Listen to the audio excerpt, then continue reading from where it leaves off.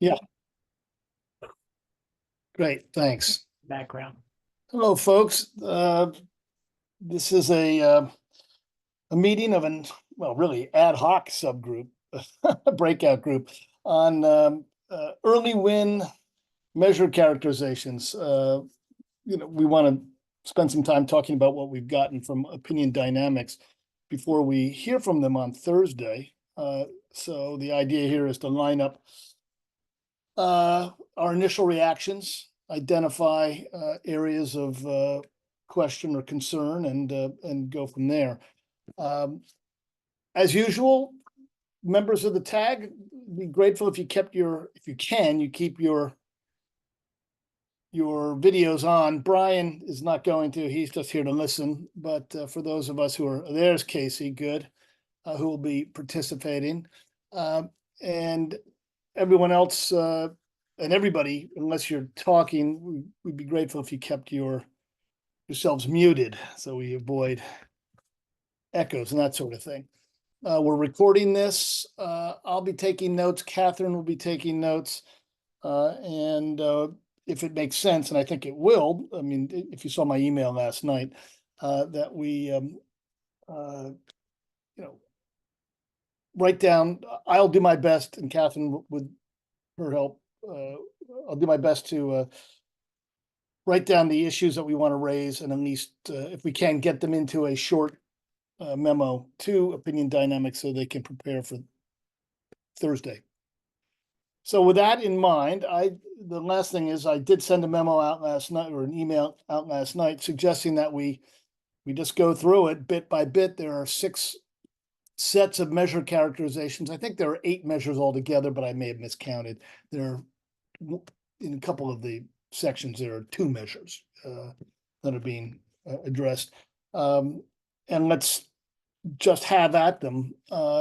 That's how I suggest we start, but I want to open it up for your thoughts. If there's a better way to arrange this conversation, by all means, let me know.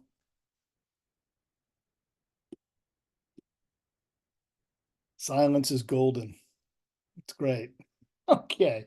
Well then, with that in mind, let's go. I would go straight to the residential building envelope section in the document. Look, I'll just start this off by saying that I've read the document. I've gone through it and I've worked my way through the algorithms, the formulas, and taken a look at obviously the tables that identify shares of resources or measures in Vermont and those sorts of things. There are some things that I have a minor amount of expertise with and could comment on, but there are many things that I simply have no way of knowing one way or the other about. So with that in mind, I'll just say that my first reaction to what I saw in the weatherization section made general sense to me. The one question that sort of popped into my head was there is the emissions calculations are based on the area of insulation installed. The question I would have with that is there, I just wondered if there's some way to relate the area of insulation installed to the area of the building, since one could imagine 2 buildings of, say, 900 square feet having very different inputs or amounts of insulation put in, and does that affect savings or reductions in any way? Perhaps a nerdy question that has an easy answer, but that's what occurred to me. I'm going to turn it over to you folks. You all, I'm sure, have more expertise in the technical matters than I do. But with that in mind, are there thoughts about this? Emily? Thanks, Rick. So I'm definitely not an expert either, but I have checked in with Ben Plotzker. He's busy today. And for those that don't know, Ben works on all of our TRM work at Efficiency Vermont and VEIC. So just wanted to share in general for this section and most sections, everything closely aligned with Ben's understanding and forecasting of what this should look like. So just wanted to put that out there up front that I don't have too many comments either. And Ben, yeah, go ahead. Yeah, no, my reaction to that is I'm certainly hoping that EVT will have input on this. I noticed that Opinion Dynamics relied heavily on EVT work. So you're stuck with your earlier work, I guess. Yeah, that's great. And I also noticed as well that there is a bit of overlap among some of these, so that the inputs at least are consistent in that regard. Thank you, Emily. Ken? Yeah, two observations. One is my understanding of weatherization is that there is a very significant factor with regards to infiltration. When buildings are initially assessed, it's a blower door test, which actually has nothing to do with insulation. I mean, it does a little bit in terms of when insulation reduces airflow, the chimney effect up walls and stuff. So, in fact, I asked Efficiency Vermont to consider how that air infiltration information gets incorporated, because as I say, my understanding is when you have a weatherization folks come in, their main metric is their change in air infiltration, not in change in insulation. Insulation most important in the attic, and I think this reflects that by showing the factors that have attic insulation. And then things like spray foam, which is much more of an air infiltration issue along the basements and the sills. Anyway, so there's that. And then the general observation for all of these is that, and I don't have it open in front of me, but at the end of each section, they talk about the data inputs, and they have a different term for it. But I'm hoping that there's some, back in the end of calendar 23, the commission initiated the discussion about, okay, what do we need for the credit? I don't know if they use registration process, but for the credit registration process, that then would feed into this. So if you're going to do weatherization and a weatherization project is available for credits, okay, what is the data that is expected in order to get those credits up and running? And I'm hoping that there's a crosswalk between this product and I don't know whatever happened to those initial discussions at the end of 2023, but that's going to be really important, because they can say, oh, this is how we'll calculate it. But if they're going to calculate it in ways that isn't the way the information is gathered, well, it's not going to happen. So anyway, that's the general observation for all of these. But we use this one to start, and that is, okay, when somebody says they're doing a weatherization project and they're getting credits for it, okay, what data do they include? But that, I do believe that air infiltration issue is a big one. Because I say that's why I understand weatherization is much more focused on air infiltration than they are on insulation. Great, thank you, Ken. Matthew. Thanks. Yeah, I'll just say folks at the department who looked at this kind of noted some disagreement between the heating loads being served by fuel type versus the department's numbers or other numbers produced by the state. So I get that this is draft, but just wanting to make sure that they use the most up-to-date data that I guess is endorsed by the state. A few other things on that partial weatherization point. I think that's critical. The lack of knowing what building type, I think they have a list of things that are omitted. One is what the building type was, and let me see if I can find the second one.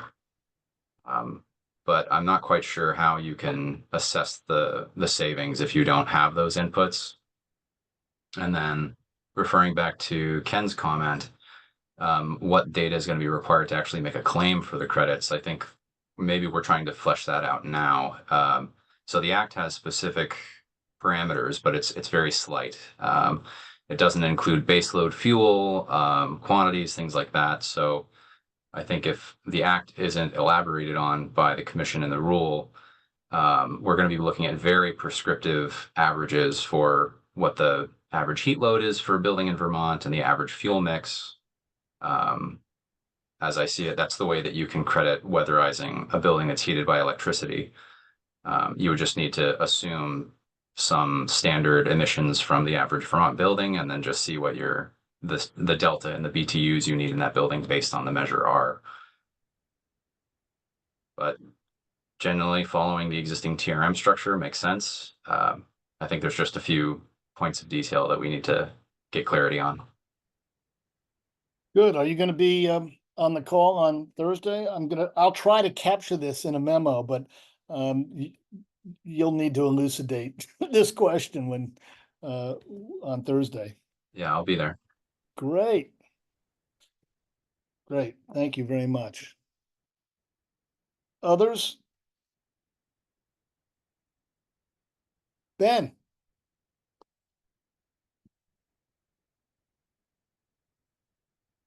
Sorry, I was muted there. I just wanted to echo what Ken's point there on the air infiltration factor. I don't know how you would. I think you could get wildly inaccurate savings values if you don't have any kind of air infiltration accounted for in weatherization.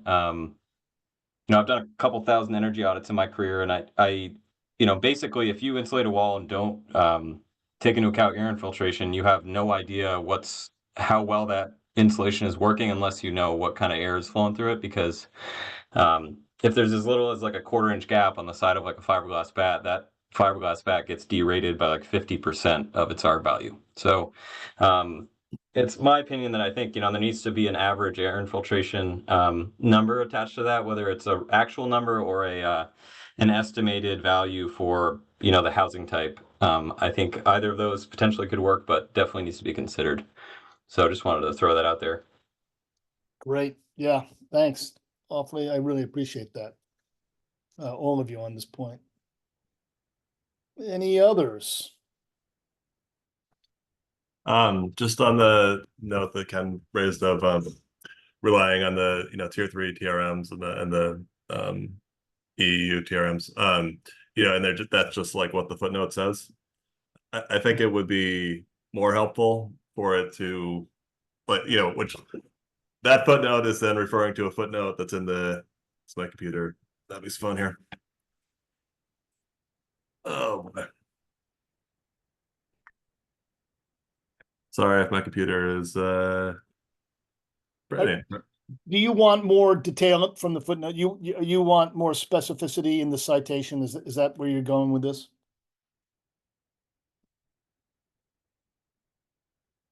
Nope. Casey's frozen. Yeah, he's been coming in and out, so I think he has internet problems. Yeah, okay. Well, we'll come back to him when he gets in. Assuming, oh, you there, Casey? Yeah.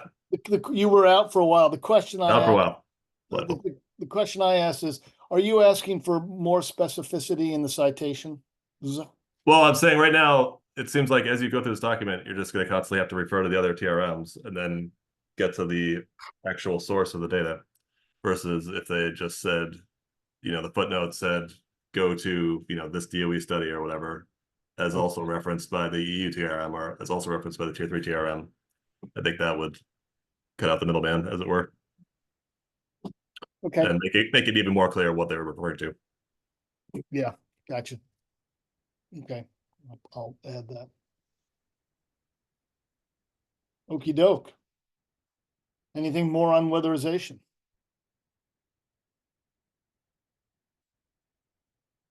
Well, if not, let's move on to, let's see here.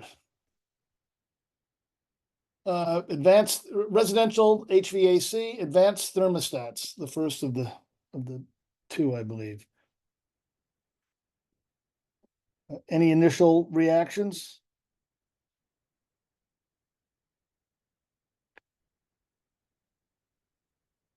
Ken? Yeah, I couldn't go through all the math. I mean, I just didn't take the time, but it seems like they value the credit on the hourly capacity of the heating unit. And I don't know, I mean, to me, it would be much more sort of the annual heat demand of a building. Maybe that's harder to get, if you've got a oil boiler, you know that it's 120,000 BTUs per hour, but I just think that isn't very good, to be quite honest. When in my house, when I had 100,000 BTU oil boiler, but I reduced oil consumption by 50% by going through weatherization. Well, that wouldn't show up in this calculation one iota. And we need to. And so, I don't, maybe this, because this is probably going to run through some of these others as well. To me, the value of knowing the heat load before the installation of the clean heat measure is probably the strongest starting point. So that's the one observation. And then one that actually also runs through all of these is the ultimate calculation they do, I think, for all of them is lifetime carbon dioxide or greenhouse gas emission reduction. And actually a credit is going to be annual. So we're going to need at some point, and I know there's information there about the life expectancy of the measure, but really the focal point should be, this is the annual credit. And then, yes, you get those annual credits for certain measures for X years, and for certain other measures, Y years. But I do think that's going to be valuable to have this represented as greenhouse gas emission equivalent reductions per year, because that's what I think that's the definition of a credit. Got it. Got it. So I think myself or VIC or DP, Robert could speak to it a little bit more, but this equivalent full load hours calculation is something that VIC has been relying on for their heat pump characterizations for a while, because of the heat pump running not at full capacity the majority of the time, hopefully. And so you have that number, which is the equivalent of if it had been running at full capacity, like what the output would have been, which then gives you the demand essentially. So it's kind of a longer way of getting there, but it does get you to a demand number, after one shot, after one life calculation.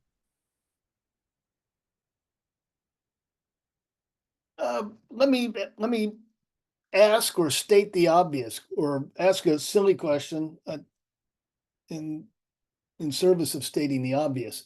This advanced thermostats, both residential and in C&I, we're really talking about load management, right? Shifting load, managing the load more efficiently so that we reduce energy consumption.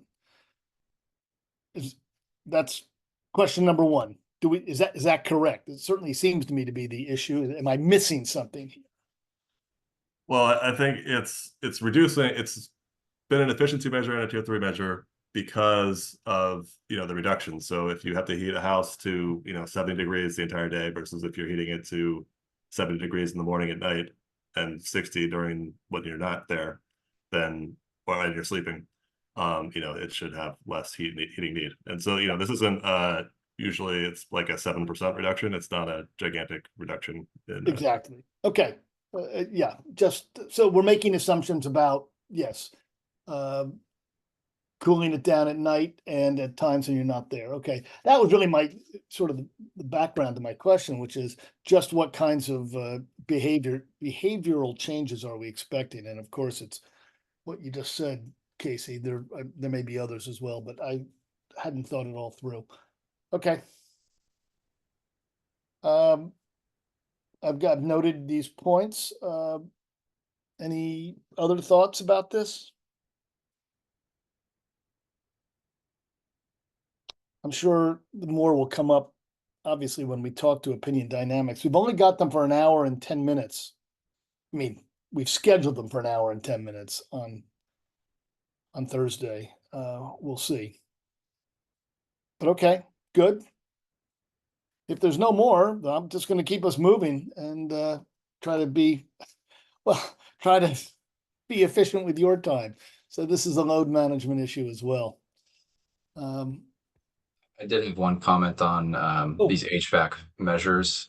So they're specifically saying that we ought to count the load for cooling. I think that makes sense to me. Like counting the truest savings is what I think the goal should be. I understand that the intent of Act 18 is specifically thermal and more specifically fossil fuel use in the thermal sector. So I think maybe there's a question that if this is with PUC direction, Opinion Dynamics is proposing to count that electric load, great. But some clarification because, for example, CLF's comment, I don't know if everybody saw it, but they basically said, you know, the rule should only credit narrow scope emissions, meaning only life cycle emissions with some corollary to fuel use. I don't necessarily agree with that. I could see a reading of the rule or of the act both ways. There's specific language in the act that says equitable participation regardless of baseline fuel use. So that kind of cuts the other way. But I want to make sure I understand, Matthew. Are you raising the question that simply a change in electrical use during the summer could be for cooling could be a question, or am I misunderstanding you? Yeah, that's something that I would hope PUC could maybe give their indication of. Again, I like counting reality, so that would mean any cooling use of the heat pump that you put in to displace your fossil fuel would be used to reduce whatever credit value you're getting. But I don't know if that's a conversation for lawyers to have, but it's something that has come up. And like I said, if PUC has given Opinion Dynamics feedback on this already, or if they're going to be providing it at the TAG meeting, that would maybe put that question to rest. Right. I mean, we have talked about it as a clean heat standard, but you're right, thermal is thermal. So I'll note that. Let's see, I think Ken first, then Emily.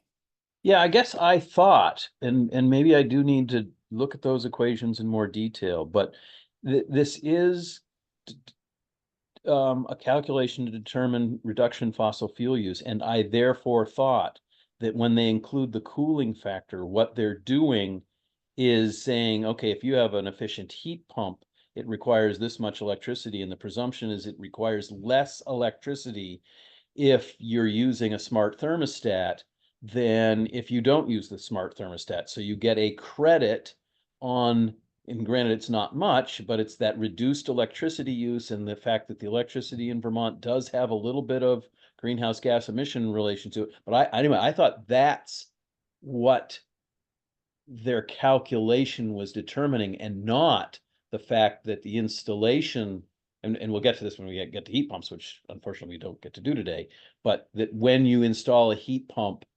that it increases the use of electricity during the summer. But again, for this topic of smart thermostats, I was of the belief that it's going to be a very, very small, but it'd be a credit because it's based on reduced use if you didn't have a smart thermostat. Right, Ken, you're making a point that had crossed my mind as well, and that is if I put in a heat pump and I now can use it for air conditioning, and I, in the summer, and I never had air conditioning before. Right, there's no displacement of emissions as a consequence of having a heat pump that was more efficient than my previous air conditioning. The only way it seems to me that credits could be earned would be through this measure, and that is the smart thermostat managing its behavior during the summer. So I think, but your point is the bigger point is we haven't looked at heat pumps yet. And I was a little discouraged because I've always under the belief that heat pumps are the largest of the installed measures.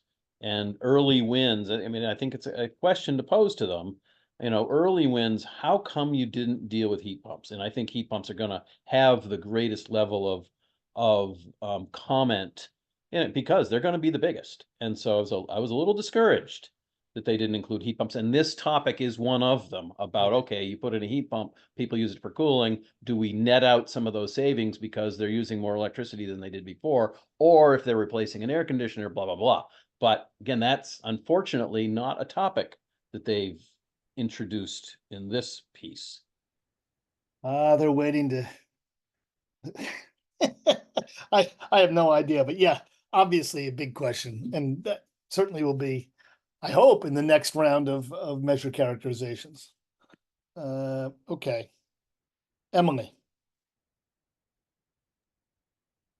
Real quick, I just also wanted to flag that we were kind of dealing with the statute's definition of thermal, and what that means. So just second Matthew's point. And yeah, I think that comes up later in this document for us. So I'm happy to talk more about that when it comes up. Yeah, please do. Okay. If there's no more on this, let's move on to heat pump water heater. So you get some heat pumps there, Ken, but not what you're hoping for. Any thoughts there? I have no notes of my own, which means merely that I understood the math. Let me know if it should raise my hand or Ken, if you want to say something. Yeah. Well, go ahead, Coach Casey, as long as you're up. Okay. All right. So yeah, to Ken's point, I mean, having lived through the tier 3 heat pump experience and some of the EU heat pump experience, it does grind any other business to a halt as soon as you try and tackle it head on. So I think to me, early win, easy win. This means like here's stuff they can get through with a few questions, not 1,000 questions. And then we have a base that we can build on the harder stuff. Anyway, then there's a heat pump water heater. The one thing I would flag on this characterization is that it has this split for greater than 55 gallons and less than 55 gallons, which in practice, if you see how heat pump water heaters are installed, it's kind of what's the size of the unit, what's the size of the family that's going to be using the unit, and in theory, if you have 6 people in a house versus 3, they're going to use more water. So therefore, they need a larger heat pump water heater. Therefore, you would think the savings are bigger. But in this characterization world, the heat input is assumed to be the same. And the efficiency of smaller fossil fuel, fossil fuel fired or heated water is assumed to be less. So you end up, at least on the tier 3 side, with higher savings for the smaller heat pump water heaters, which is a little funky and a little, it's just, that's what it currently is on that side. So, they don't fully do out the calculation showing that here, but just wanted to flag that before somebody sees that number and says, hey, what's going on? Okay, well, I make sure I understand to write this in a memo.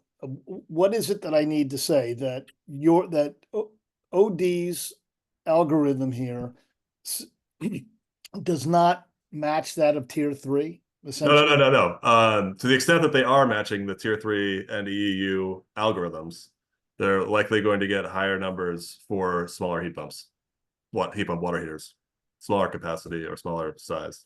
And so I guess I would ask them to just take a look at that and see what their opinion is of it. Okay, I'll try to characterize that, and you'll be on the phone call and can correct whatever I wrote. Ken.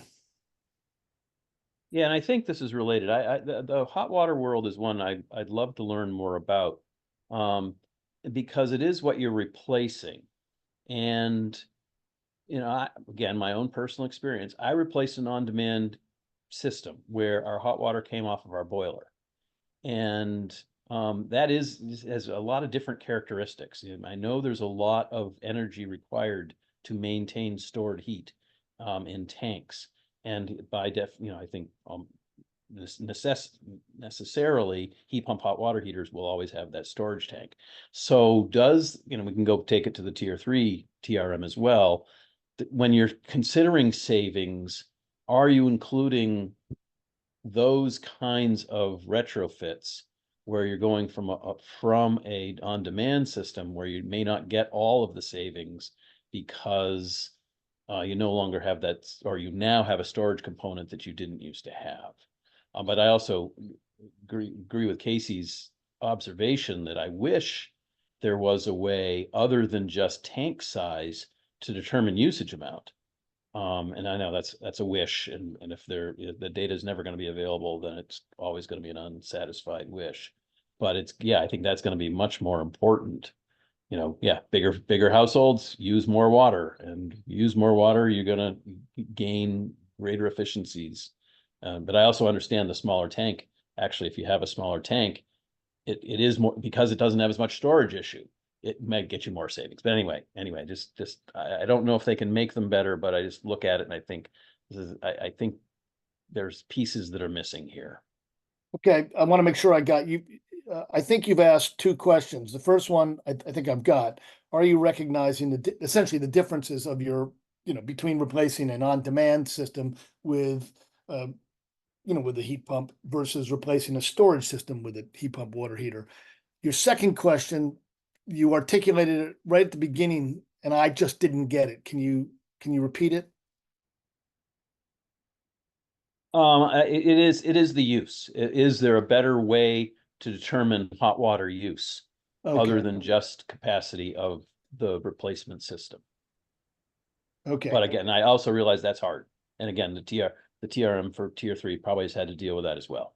Okay, that's it. That's exact use rather than by capacity. Okay. Okay, Matt. Well, yeah, and I didn't see this in there, but please tell me if I'm not. Is there a distinction between tankless water heaters? I didn't see that in there. I mean, if you're drawing water off the boiler, and essentially you have free hot water in the wintertime. So I didn't know if there was a distinction of that in the measure characterization. Yeah, I did not see it. I mean, that's the game in water heating, right? If you're going to get a 30-year tankless water heater, that whatever the combustion, whether it's wood, gas, propane, oil heat, biodiesel, renewable natural gas, and you have a boiler system, as a majority of homes in Vermont do, and you've got a tankless water heater, you've got free hot water in the winter, and you have to fire the boiler when you don't. But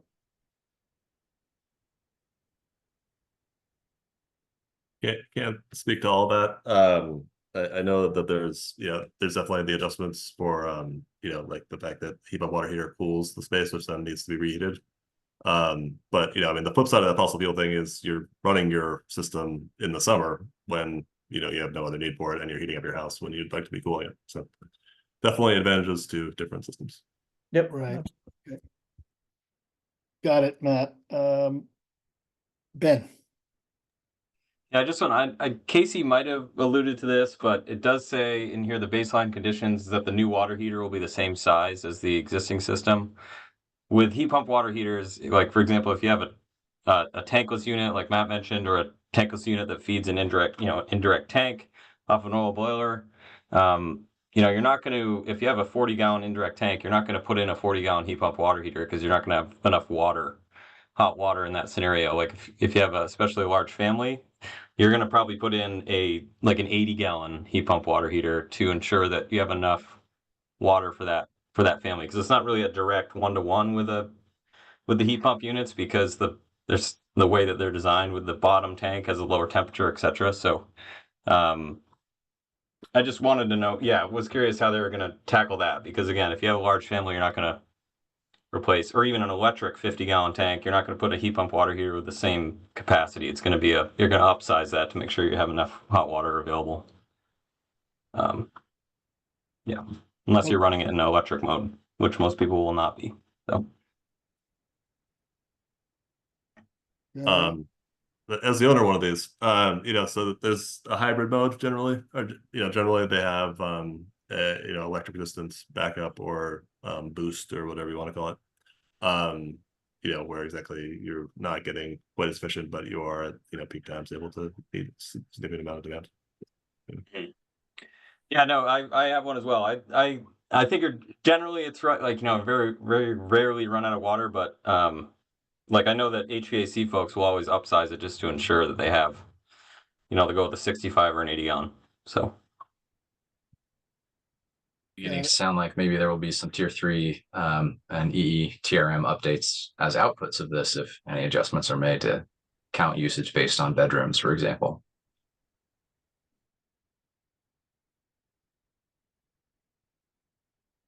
Yeah, I mean, I guess so zooming out just for 2 seconds, we generally have tried to keep the EU and tier 3 TRMs in sync.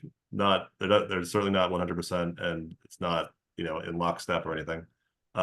So yeah, but agreed, having a third set of eyes and circling back and making sure it all ties together is definitely helpful in terms of program and everything else. Okay. Okay.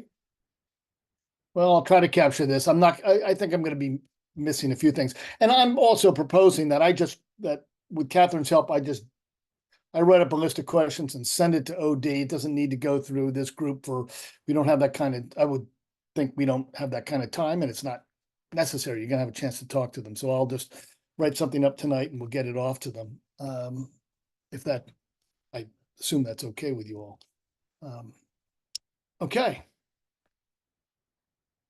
If there's no more on this, we move to low flow faucet aerators.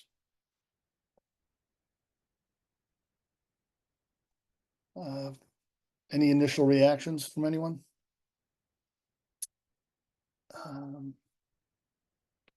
I think my note was about footnote 9, which I thought for some reason was intriguing. And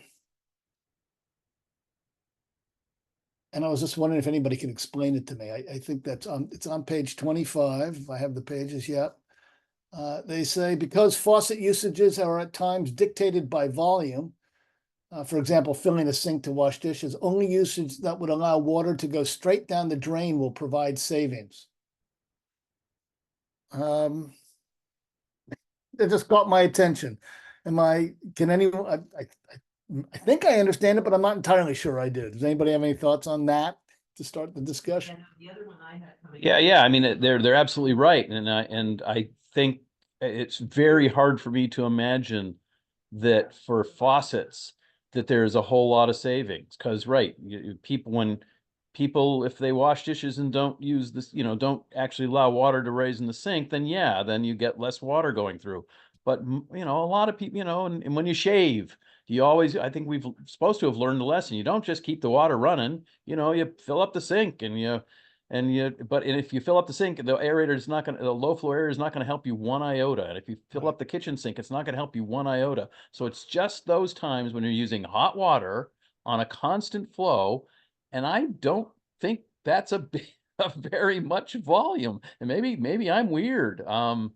That I don't use constant flow faucets, with gallons of day for hot water. I just think the whole thing is a tiny savings. So we'll see. Oh, that was my reaction too. Absolutely. Any other thoughts? I think maybe this is of interest because it's a very low cost per abatement measure, regardless of the volume. But right, if COVID resurges, maybe we will be doing a whole lot of hot water flowing in our sinks.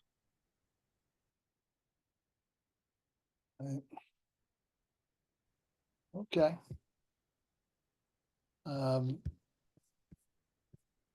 It really is all about behavior here, and the assumptions about behavior. But yeah, okay, as most of these are, I acknowledge. Hey, Rick. Yeah, Floyd, So- please. Quick question. I am not by any means a low flow faucet expert. But if you are introducing a lot of air into the water, are you not then cooling the water in some respect? thereby increasing the amount of energy it takes to reach a certain, temperature that you're desiring. I guess I'm not understanding the kind of the full picture of how I get if you fill up the sink, you're not really saving anything because you're filling up the same volume. But on the continuous flow, if you're introducing a lot of air into the system, into the water, is that not then affecting the heat content of the water coming out? But I think, Floyd, they recognize that most faucets have aerators on them. And so this just restricts the flow. So I don't think you're introducing more air. Therefore, I hear your point, cooling the water a little bit. I don't think a low flow aerator puts more air in. So I don't think it cools the water more. It's just that it restricts the flow, I think, but we can ask them or others here know. But I don't think it actually changes the temperature of the water.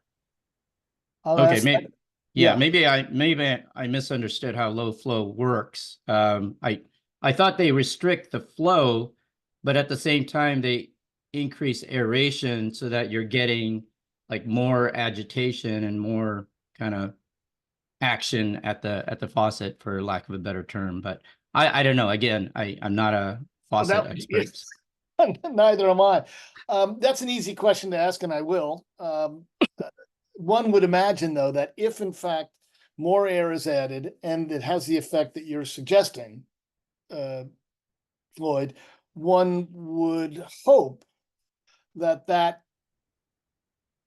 is netted out in some way, that this is accounted for by some factor. And that's an easy question to ask. Yeah, I was just building on the point made earlier about it seems like the savings is so small, but if you're getting this like counter action with the heat transfer, Right. then it's going to be that much smaller. So I don't know. Maybe there's scientific data to refute that. But anyway, I just throw that out. No, thanks. No, we'll ask. Makes me wonder if anybody's ever turned their boiler temperature or water temperature up because the aerated water they were using was not to their liking. But That's a question. I don't know if the TRM is going to get to that level of complexity. Yeah. I have no idea. Okay. Anything else?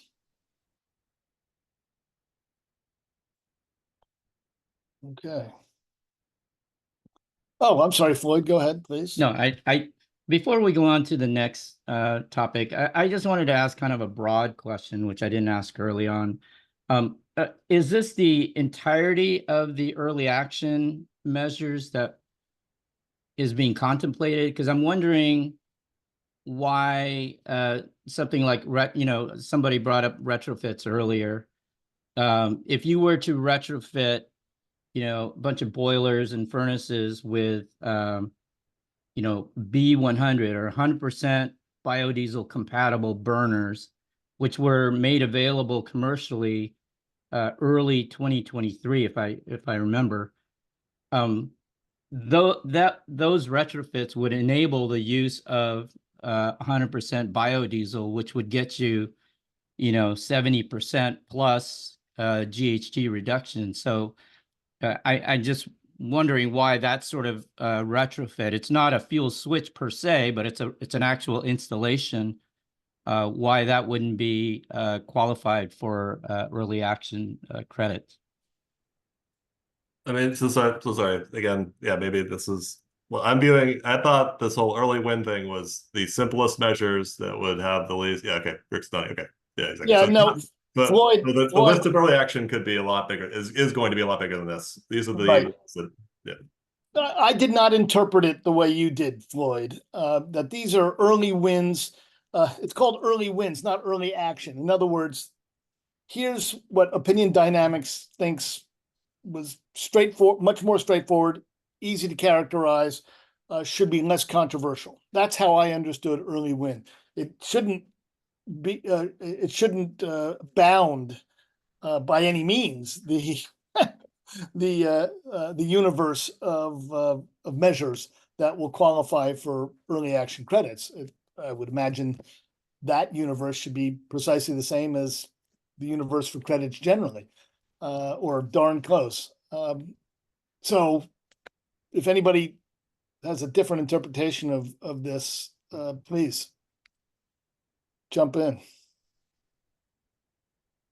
So the answer then, Floyd, is no. The other measures we still have to look at will certainly play in the early action assessment.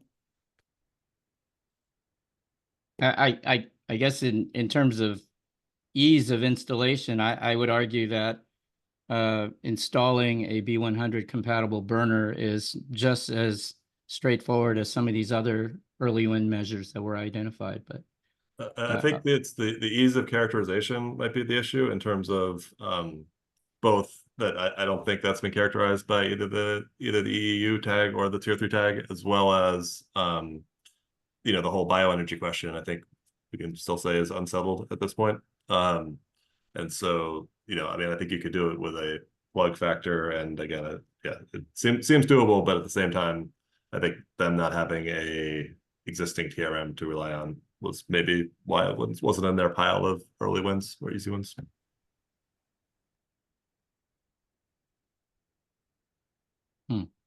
Yeah.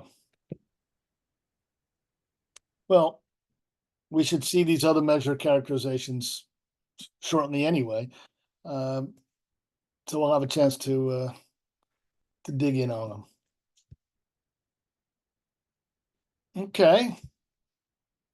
We're off and running. Let's see.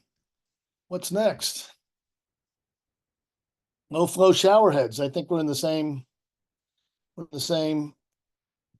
universe here, or same part of the universe.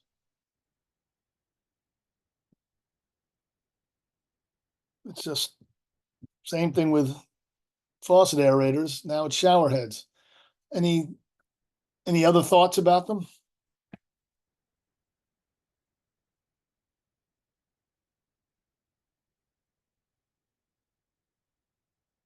Okay. I'll make sure the questions are characterized for both. Okay, next is induction cooktops, appliances.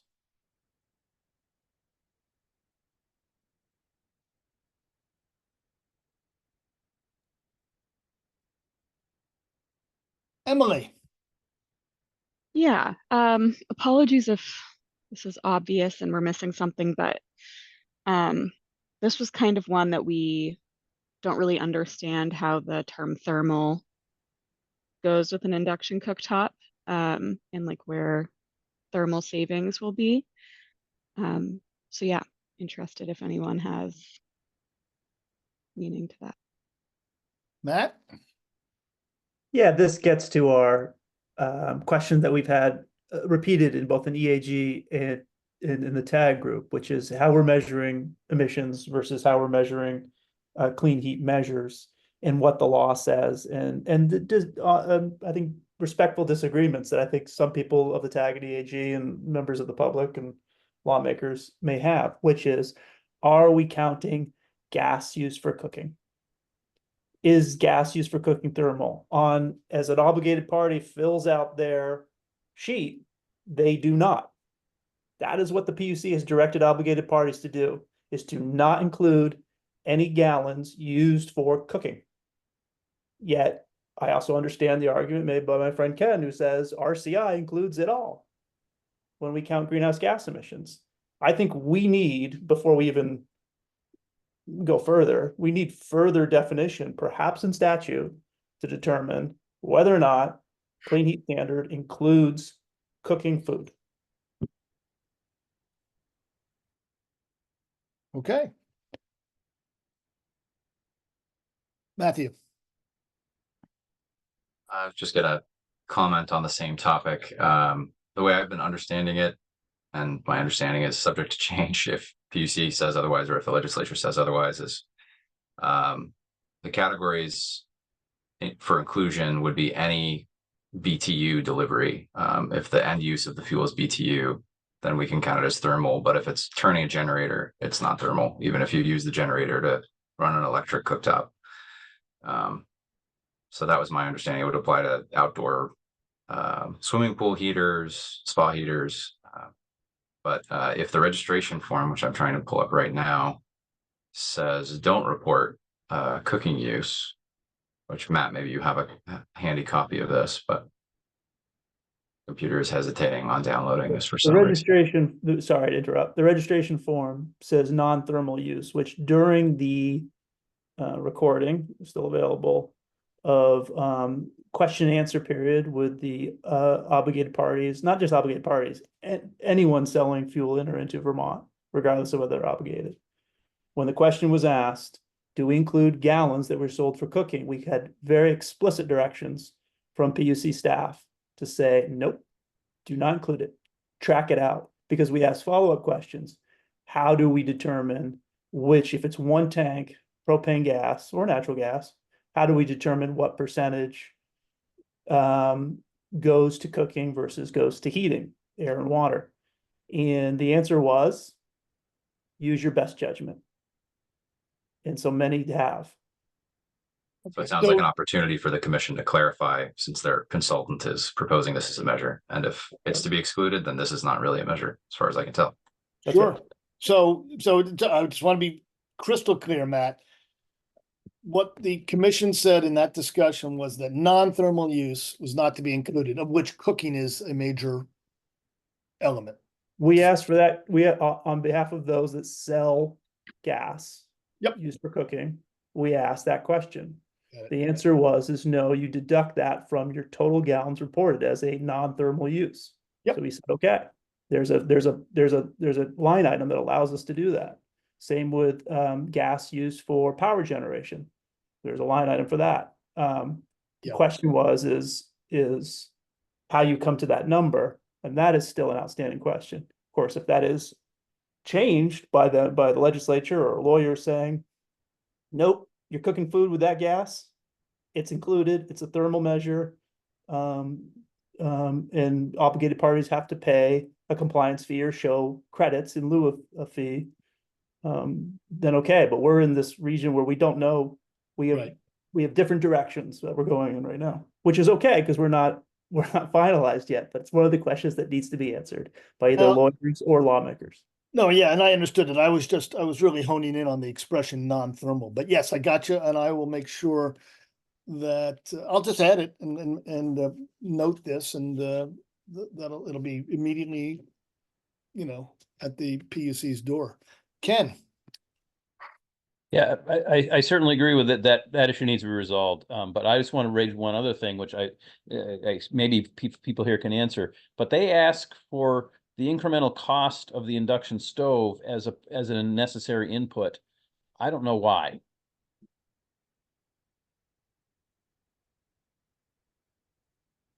Who cares if it's $500 or $10,000 more? It's going to reduce the number of the amount of fossil fuel use by the calculation that has nothing to do with its cost. So I don't know why they did that. I don't think they phrased it as necessary. I think they said key input. But yeah, it's clearly you wouldn't need it to calculate the actual savings. So maybe it's just optional or something would be better phrasing there. Because then they have a default value as well. Yeah, I think it's just a carryover from the TRMs. Yeah, okay. Isn't this a way of, I mean, again, outside the question of emissions reductions, isn't this a way of enabling calculations for relative cost effectiveness of these measures? If this one, costs $5,000 and you only get, a quarter of a ton, whereas something else costs $5,000 and you get 3 tons, you do have a cost per ton avoided number that you can at least talk about. Is that? But I don't believe they're asking for equivalent incremental cost on the other measures. So they're doing it for this one. They're not doing it for the others. Okay, I did see it at one point, but I didn't test to see if it was asked every time. Yep, gotcha. Okay. Okay. Let's see, what else do we have here? Next. And now we're back to advanced thermostats, but in the C&I world. And I think the last one will be faucets and shower heads. Do we have anything else to add here?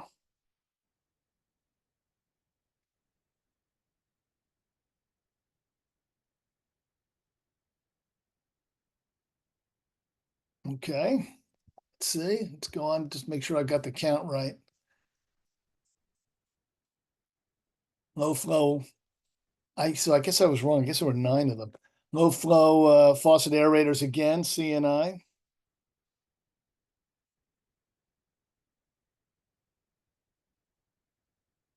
One thing I did check on the next one, I did have fun with this last night.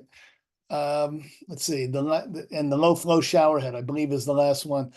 The thing that caught my attention, and I compared them, they made the same assumption about average shower length in minutes per person, both when used in a C&I location and when at home. So I thought that was interesting. I thought it might be a number that people would think about, or maybe people do behave differently, but no, it's the same 7.8 minutes for that.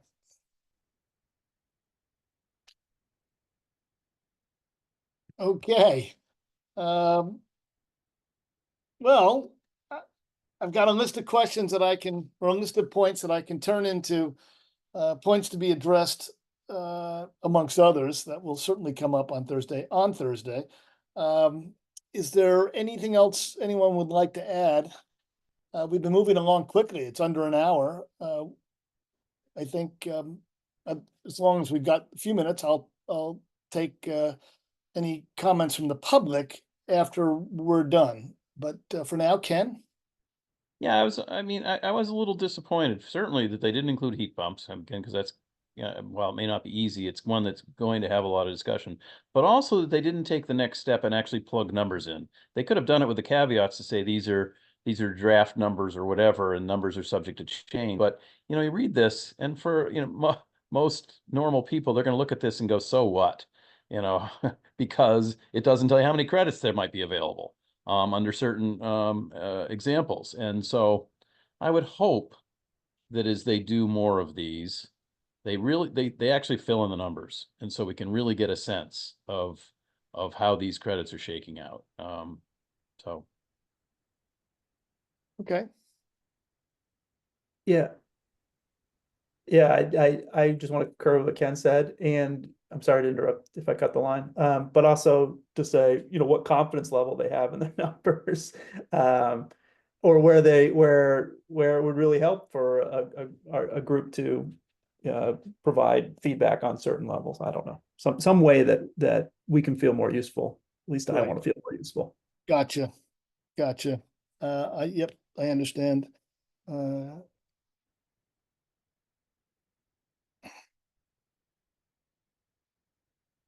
Let me just, okay.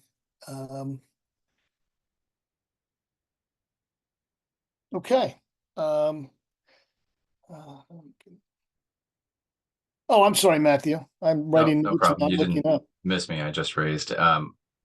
If we're done adding to that list, could we go over it before close? And maybe we would want to, I'll defer to you, but whether or not we do that after public comment, because public comment may also add to the list. Well, let's take some public comment and then we'll go through the list. I'm barely able to read my own handwriting at this point, but I'll try to. Sure. Okay, let's do that. There are several members of the public on the call. If you'd like to give us any input, if you have some things that you think ought to be taken up in our discussion with Opinion Dynamics on Thursday, we'd be more than happy to hear from you. Just raise your hand. And if you're on the phone and can't raise your hand, just speak up.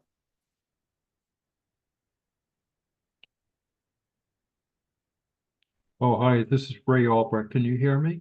Yes, we can. Okay, all right, thanks. Okay. With regard to the topic of smart thermostats, the heat pump industry usually recommends the use of sort of a constant speed thermostat. In other words, set it and forget it in order to maintain level temperatures and to reduce heat pump peak loads during peak grid load period. So you have to be careful with that, because if you let the house go cold during the day or the night and then reheat during the early morning peak hours or the early evening peak hours, then you're pushing heat pump operation from low carbon intensity periods to high carbon intensity periods. So you have to be careful with that particular measure. So I think that's the only comment I have today. Thank you.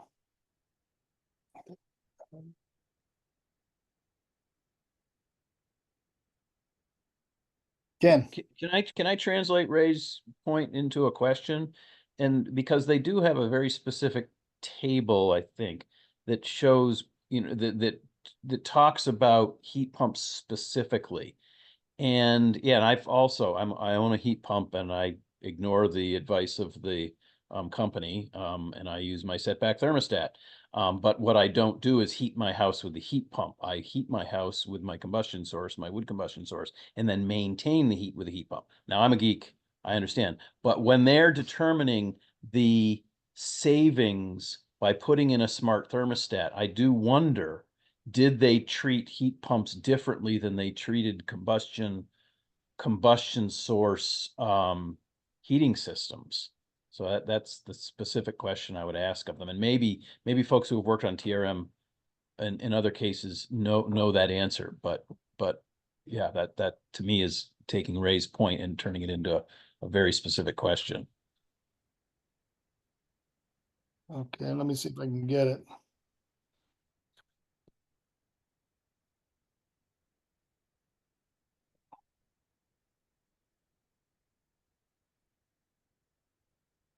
Got it. I'll only thank you, Ken. I think I've got it. I'll only point out that there is not agreement on how emissions, grid emissions should be calculated, and we've had that discussion, and there's going to be more of that. So that will be a question as well for them, and we've already put it. In fact, we've already put it at least in one form to them. But yeah, okay. Well, Matthew, you're going to make me go through my notes, right? If you don't mind. I do mind, but I'll try.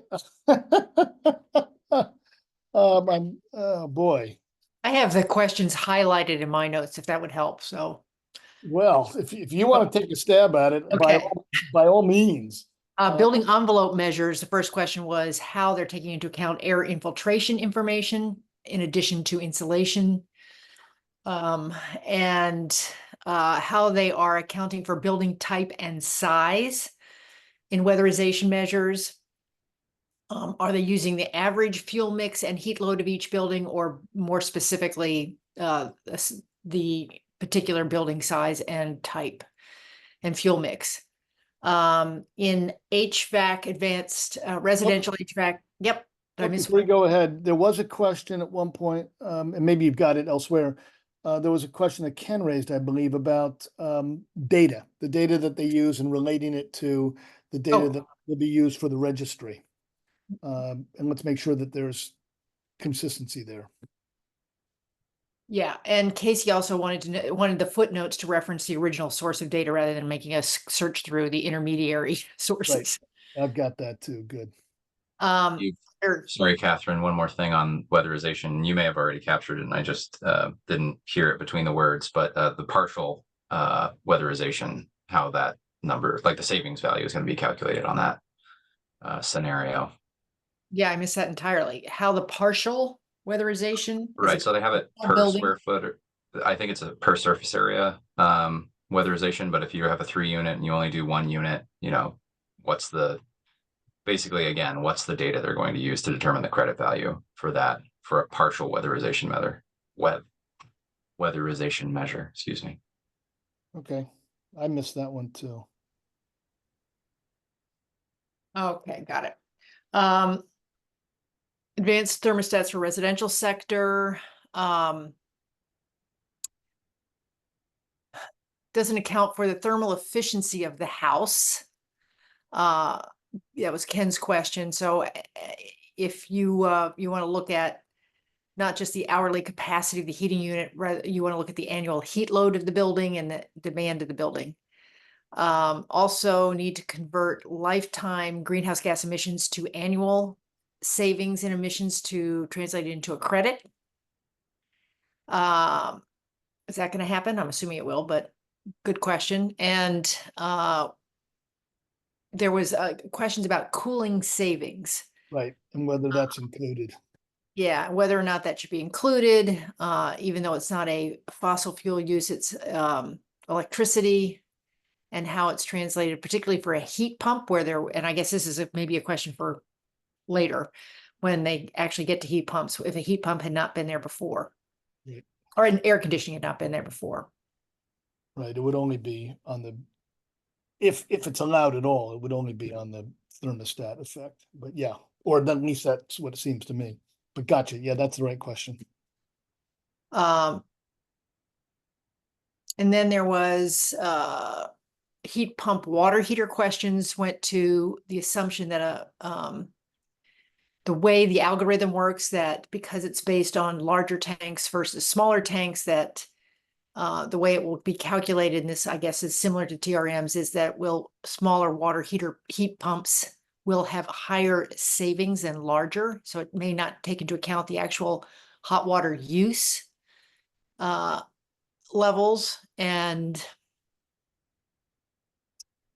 then there was a question about what is the heat pump water heater savings being compared to in terms of the what it's replacing. Is it, if it's replacing a on-demand hot water system versus a storage hot water system, is that being taken into account?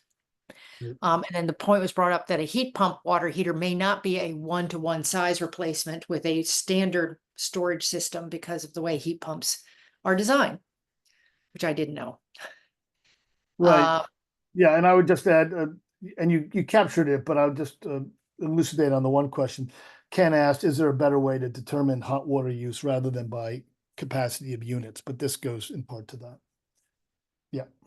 Faucet aerators for the residential sector.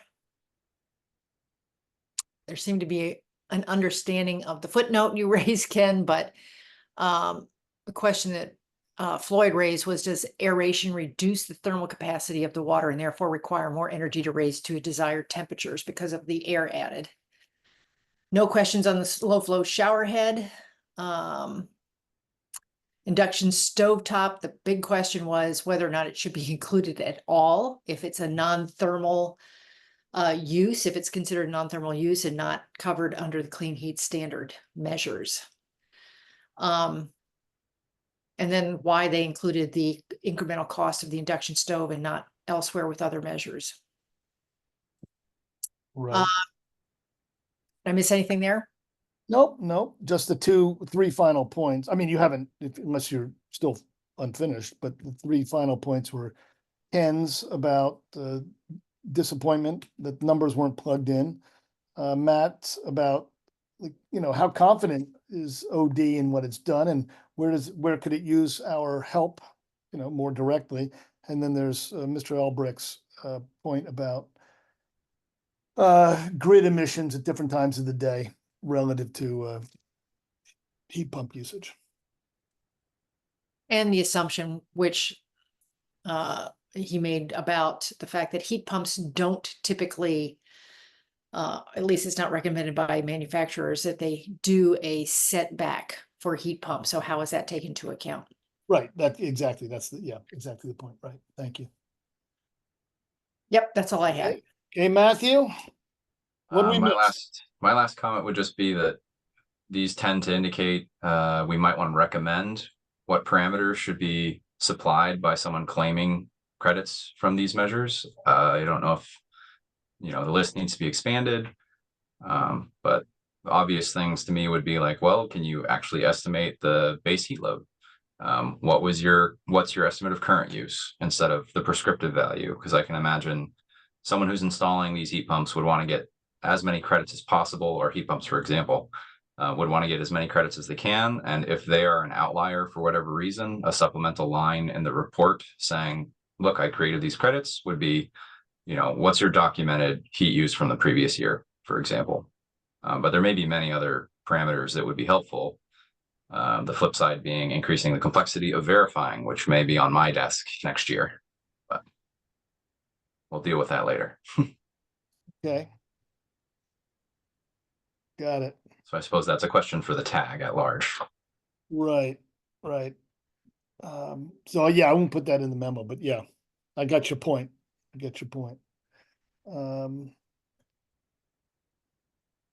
Okay. Well, if there's nothing else, we will free you for the rest of the day. Really appreciate this. This is great. This will, I'm sure, help Opinion Dynamics in their prep for Thursday. Look forward to seeing you all then. Thank you for your time. Really appreciate it. Catherine, Ken? Oh, that's a clap. Okay. Thank you. Catherine, as always, chat with you shortly. Have fun, everyone. Enjoy the wonderful weather. I have a quick moment for you and Catherine. Okay, yeah. So we're trying to schedule the draft result presentation of the potential study to the tag. I believe the first opportunity would be the 25th. I don't know if we can get penciled into that agenda for that meeting. 25th of July. Yes. I'm pretty sure you can.